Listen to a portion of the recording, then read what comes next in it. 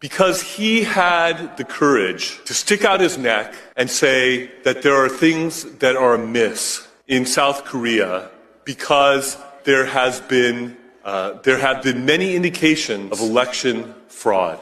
Thing about that, I think, here in the United States. And there is a parallel situation going on. President Yoon, indeed, has been called the Donald Trump of Asia. And he declared martial law in order to try to seize evidence in regards to the election cheating that he believes has run rampant and has given the Liberal Democratic Party in South Korea an overwhelming supermajority in South Korea that they have used in legislative tyranny to overrun the country, to give a haven to North Korean spies, to welcome the influence of the Chinese Communist Party. And they are rushing through a conviction process potentially before the Constitutional Court that if 6 justices on that court vote to remove him from office, he will be prematurely removed from office even though he was the duly elected president of Korea by the people of South Korea.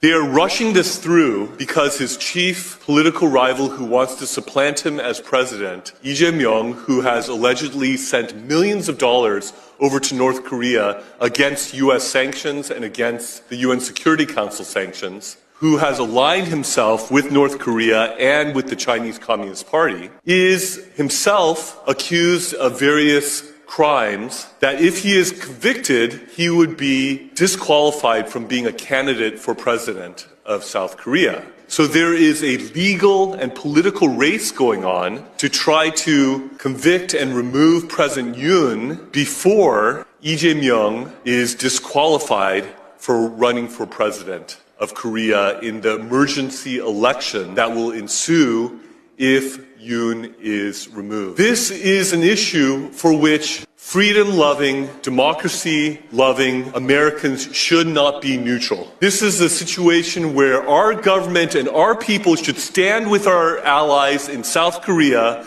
and with President Yoon and stand up and be counted and let the world know that the robbing of democracy and the destruction of democracy, that we spilled blood to the tune of 50,000 casualties in the Korean War, will not be in vain, but that the democracy in South Korea could flourish and the people's elected president, President Yoon, who loves America, who is closely aligned with America, would be able to be vindicated in the Constitutional Court and restored